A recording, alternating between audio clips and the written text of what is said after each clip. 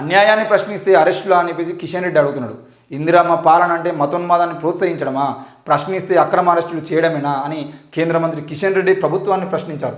చెంగిచెర్ల ఘటనలో బాధితులను పరామర్శించేందుకు వెళ్ళిన బండి సంజయ్, ఆయన కార్యకర్తలపై అక్రమ కేసులు పెట్టడం, పరామర్శించేందుకు వెళ్ళాలనుకున్న రాజాసింగ్ను హౌస్ అరెస్ట్ చేయడంపై గురువారం ఒక ప్రకటనలో ఖండించారు. అన్యాయాన్ని ప్రశ్నిస్తే అక్రమంగా అరెస్టులు చేస్తారా అని ధ్వజమెత్తారు. చెంగిచెర్లలో భారీ గేట్లు పెట్టి మరీ స్లాటర్ హౌస్ నడుపుతున్న మాఫియాకు వంతపాడటం ఇంతవరకు సమంజసమని ఆగ్రహం వ్యక్తం చేశారు.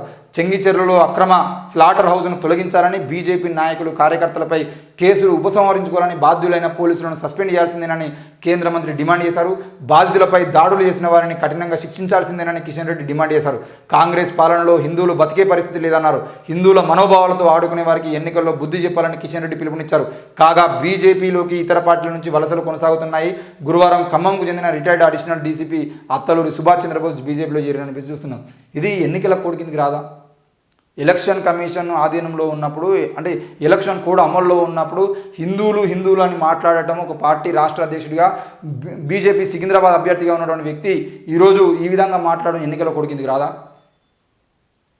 ఈ హిందువుల మనోభావాలకు సంబంధించిన విషయంలోనే హిందువుల మనోభావాలతో ఆడుకునే వారికి ఎన్నికల్లో బుద్ధి చెప్పాలని మాట్లాడడం, మతాన్ని దేవుణ్ణి ఎట్టి పరిస్థితుల్లో రాజకీయ నాయకులు ఉపయోగించుకోవడాన్ని సుప్రీంకోర్టు తీర్పు ఇచ్చింది కదా.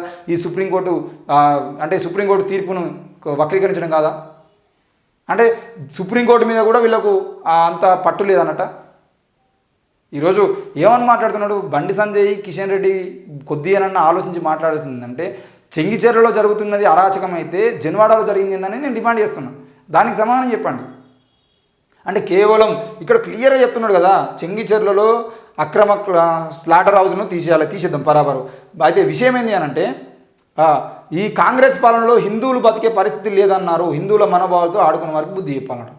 ఏంది కాంగ్రెస్ పార్టీలో హిందువులు ఒకలే, బీజేపీ పార్టీలో క్రిస్టియన్లకు బతికే హక్కు లేదు, అంబేద్కరిస్టులకు బతికే హక్కు లేదు, ముస్లింలకు బతికే హక్కు లేదు. ఈరోజు సిఏఏ పేరుతో దేశంలో అరాచకాన్ని పుట్టించి ఇక్కడ అన్ని మతాల మీద మీ ప్రభావాన్ని చూపించడానికి ప్రయత్నం చేస్తున్నది మీరు మత స్వేచ్ఛ లేదని. అసలు హిందువులకు సంబంధించిన విషయంలో ఈరోజు హిందూ మతము ప్రమాదంలో పడ్డది అని అంటే గత 10 ఏళ్ళ నుండి ప్రమాదంలో పడ్డది.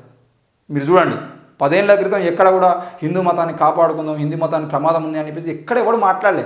నరేంద్ర మోడీ అధికారంలోకి వచ్చినప్పుడే నుండే ఈరోజు హిందూ మతం అనేది ప్రమాదంలో పడింది. కాబట్టి నరేంద్ర మోడీ గద్దె దిగితే హిందూ మతానికి న్యాయం జరుగుతుంది. ఇది మనం గుర్తుపెట్టుకోవాలి.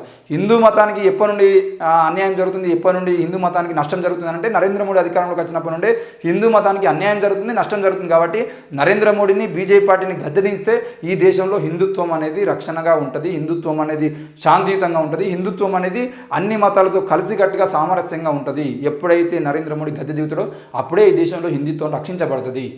లేదు అని అంటే హిందుత్వం ప్రమాదంలో ఉంటుంది. నరేంద్ర మోడీ రాకముందు ఈ దేశంలో హిందుత్వం ప్రమాదంలో పడలే, ఆయన వచ్చిన తర్వాతనే ప్రమాదంలో పడ్డది. కాబట్టి ఆ ప్రమాదం నుండి బయటపడాలంటే నరేంద్ర మోడీ గద్దె దిగాలి, బీజేపీ పార్టీ గద్దె దిగాలి. ఆ విషయాన్ని కూడా మనం ఆలోచన చేయాల్సిన అవసరం ఉంది. ఎన్నికలు నడిపేది ఈసీ కాదు ఈడీ అట బీఆర్ఎస్ రాష్ట్ర నేత క్రిషాంక్. దేశంలో ఎన్నికలు నడిపిస్తున్నది ఎలక్షన్ కమిషన్ కాదని ఎన్ఫోర్స్మెంట్ డైరెక్టరేట్ ఈడీ అని చెప్పేసి బీఆర్ఎస్ రాష్ట్ర నాయకులు మొన్నే క్రిషాంక్ ఆరోపించారు. తెలంగాణ భవన్లో గురువారం ఆయన మాట్లాడుతూ దేశంలో ఏ పార్టీ ఉండకూడదన్నది మోడీ కుట్ర అని అన్నారు. మోడీ ప్రభుత్వం తెలంగాణకు ఏమీ చేయలేదన్న అంశం లోక్సభ ఎన్నికల ఎజెండాగా ఉండరాదన్నది బీజేపీ ఆలోచన అని విమర్శించారు.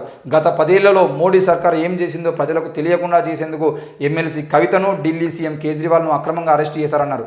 కేరళ సీఎం విజయన్ కుమార్తెపై ఈడీ కేసు పెట్టారని, ఆర్జేడీ, శివసేన, డీఎంకే, టీఎంసీ, సమాజ్వాదీ నేతలకు నోటీసులు ఇస్తున్నారని, ఎన్నికల ప్రచారంలో పాల్గొనాలా, మోడీ విచారణలో పాల్గొనాలా అని ధ్వజమెత్తారు. అన్ని రాష్ట్రాల్లోనూ ఈడీ, ఐటీ, సిబిఐలతో దాడులు చేస్తున్నారని విమర్శించారు. బీజేపీలో చేరి లొంగితేనేమో ఇలాంటి అరెస్టులు ఉండవని దయబట్టారు. కేంద్రం ఈడీ ఆధ్వర్యంలో వెబ్ సిరీస్ నడుపుతున్నదని ఆరోపించారు. 400 సీట్లు వచ్చే ధైర్యం ఉంటే మోడీ ఇలా ఎందుకు చేస్తున్నారో చెప్పాలని డిమాండ్ చేశారు. బీఆర్ఎస్ పార్టీ పోటీలో లేదన్న కిషన్ రెడ్డి తమ నేతలకు ఎందుకు టికెట్లు ఇచ్చారని ప్రశ్నించారు. అంతేగా మరి బీఆర్ఎస్ నేతలు బీఆర్ఎస్ పోటీలో లేదని చెప్పేసి మాట్లాడేటప్పుడు ఆరు రమేష్ అసలు తీసుకుపోయి ఎందుకు టికెట్లు ఇస్తారు?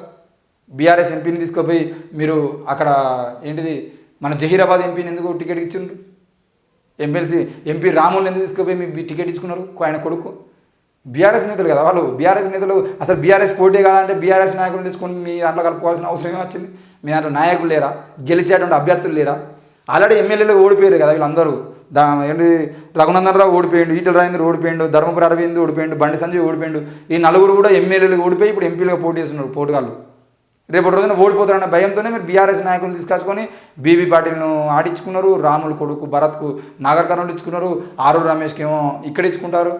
ఏంది ఇవన్నీ చూసేది ఉంటే మీకు టికెట్లు ఇచ్చేయడానికి నాయకులు కూడా లేరనే సిచ్యువేషన్ అర్థమవుతుంది. ఇక పోతే ఎలక్షన్ కమిషన్ ఎన్నికలు నడుపుతలేదు, ఈడీ నడుపుతుంది, ఎన్ఫోర్స్మెంట్ డిపార్ట్మెంట్ వాళ్ళు డైరెక్టరేట్ నడుపుతుంది అని చెప్పేసి అయితే మన్నే క్రిషాంక్ అంటున్నాడు. మన మన్నే క్రిషాంక్ చెప్తున్న విషయాలను ఒకసారి ఆలోచన చేస్తే ఇక్కడ కవితను అరెస్ట్ చేసి ఢిల్లీలో అరవింద్ కేజ్రీవాల్ని అరెస్ట్ చేసి అసలు ఎన్నికల ప్రచారంలో వీళ్ళు లేకుండా చేయాలని కుట్రలు చేయడం ఏదైతుందో ఇవన్నీ కూడా క్లియర్గా రాజకీయ పరిణామాలు చేస్తున్న విషయం ఏదైతుందో ఇవన్నీ కూడా బీజేపీ అధికారంలో రావడం కోసం ప్రతిపక్ష పార్టీల నాయకుల మీద కేసులు పెడతా ఉంది.